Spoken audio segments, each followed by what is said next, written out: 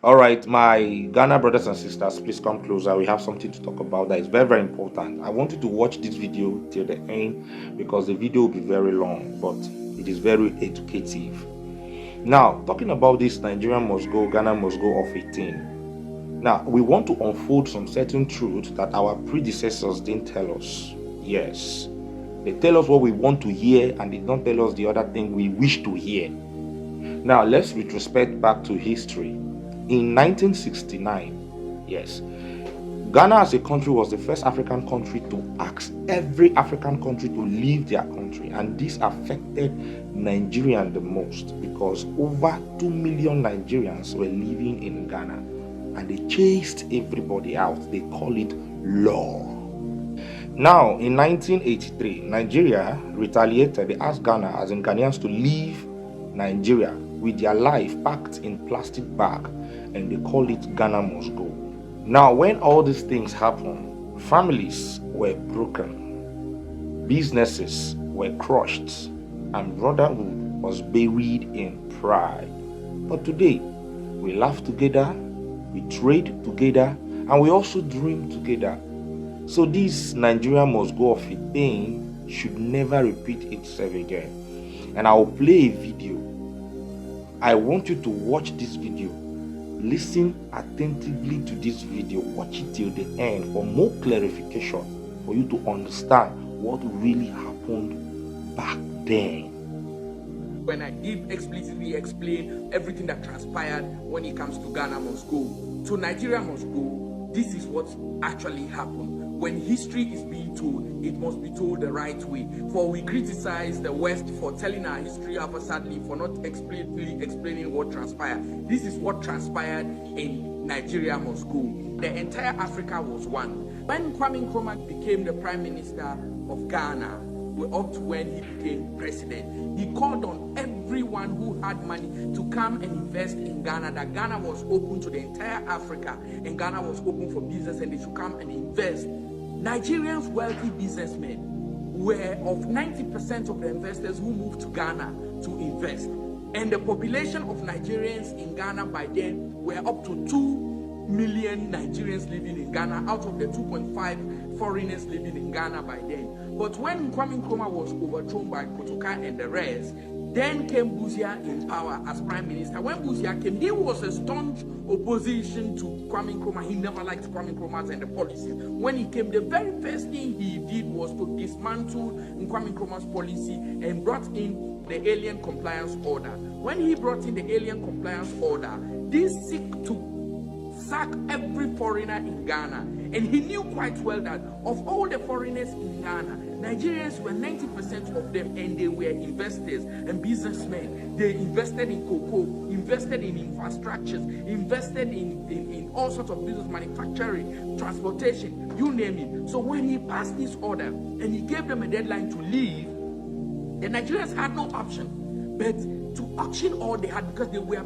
suppressed by the government. And by then, Busia passed this law that no foreigners should be engaged in. About 40 businesses he put down that no foreigners should engage in. So the Nigerians had no option but to leave, and it was a bad time in history. Nigeria had to sell, auction their cars. Nigeria had to auction their houses. Nigeria had to auction their businesses, their farm. Most were not even able to auction their businesses. They left it, and the indigenous Ghanaians took over their businesses, their cocoa farm. They lost their lives in custody, and as a result of this, it affected, traumatized the Nigerians. Just imagine you took huge amount of business and money to invest in Ghana, and even when you are leaving, the hard cash money, the money you were supposed to take, the banks refused to give Nigerians more than 2,000 pounds, and these people had hundreds of thousands of pounds in their account in Ghana. The banks refused to give money, and these Nigerians were in huge migration crisis.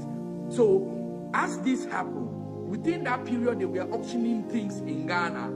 Life was good because Ghanaians were rushing, buying Nigerian products as cheap as possible. Everything came down. The moment a Nigerian left, life became hell for Ghanaians. The crisis Ghana faced, the hardship, all the way to that of the farming period of Ghana started when Busia passed this Alien Compliance Law.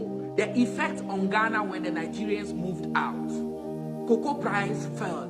Okay, and also Ghana lost cocoa production from 50% of global production to 30% because the Nigerians were the one doing cocoa farming. The prices of goods doubled because the Nigerians were the ones who made it possible for the prices to be cheap.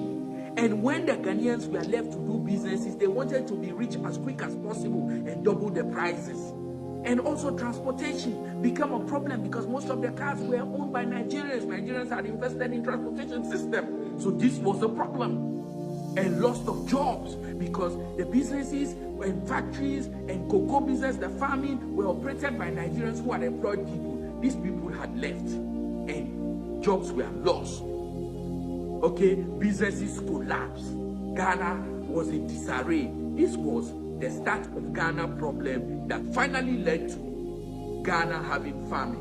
We would come to that for a latter part. What was the negative effect on Nigeria? Nigerians died. Yes, people who were in detention because the government held lots of Nigerians, and so some of them died in detention. What again? Nigerians lost houses, lost cars, lost businesses, money. The banks could not allow Nigerians to take more than 2,000 pounds from the bank because they didn't want this money to go. And these Nigerians had hundreds of thousands of pounds in their banks in Ghana. So this was a disaster. This was a problem. When the Nigerians returned, some were hoping to see back their loved ones, but they had only to be greeted by the news that they had died in Ghana. This was a bad thing. Alien compliance law was what led to Ghana to fall in those periods until in the year 1985 when J.J. Rawlings went to Babangida to renew relations with Nigeria. That was when Ghana and Nigeria saw peace. Within this period, there was nothing like peace. So J.J. Rawlings moved to Babangida to make peace. But even when J.J. Rawlings moved to Nigeria, things were worse. Things were terrible for Ghana. Not until when President Kufuor became president of Ghana, year 2001, Kufuor moved to Nigeria, went to Nigeria and pleaded to the then president of Nigeria, Obasanjo, in the words of President Kufuor, not me, that Obasanjo is a gift to the African continent.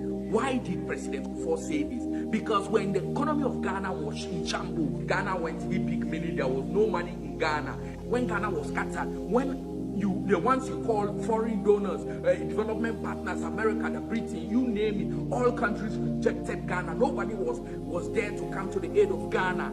But Nigeria, President Kufuor ran to Nigeria and laid down to Obasanjo. He didn't feel Obasanjo would help to say that, okay, we will resume supply of gas to Ghana to supply electricity. When he went, Obasanjo surprised him. Obasanjo did not only ask Kufuor that they should resume gas supply to Ghana immediately, but also push the payments to almost 4 years back and also reduce the price for Ghana. And not only that, Obasanjo actually gave $30 million United States to Ghana to buy cars for the police. I know that money was rejected by Obasanjo in Nigeria because Nigerians were blasting him as the president of Nigeria, but it is true. He helped Ghana. He assembled investors to come to Ghana to invest in Ghana. That is how come the infrastructure of Ghana today, housing, is at its peak.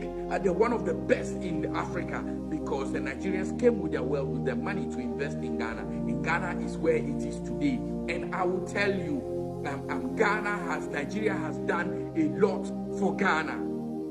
This I know most Nigerians don't know. That is how come President Kufuor, who ended saying that Obasanjo is a gift to Africa, named from 37 roundabouts, 37 to that of Achimota Forest as Obasanjo Highway in Ghana. It is as a result of the tremendous effort and help, aid from the people of Nigeria, from the government of Nigeria to Ghana to help boost Ghana's economy. This is history. We must not shy away from it. There is so much between Nigeria and Ghana. Why we must put asunder our fight. Why we must put asunder blaming one another. Let me tell you, one of the reasons is Nigeria and Ghana started fighting for AU together with Sierra Leone. Sierra Leone brought this fire to Nigeria, brought it to Ghana, boiled Nigerians and Ghanaians, Nkrumah inclusive, the ITA Wallace Johnson and the rest, that you should fight for your independence and let's form Africa Union, which is by then it was Organization of Africa Unity. Nkrumah championed it in Nigeria, but the white man skillfully came to Nigeria and told them, do not allow Ghana to head AU. And they went to Ghana and told them, do not allow Nigeria to head AU. The reason being is they knew these two countries were powerhouse in Africa. Nigeria had immense wealth, so also is now Ghana. If these two countries could blend their wealth together, I'm telling you, there is no way Ghana and Nigeria combined will not be able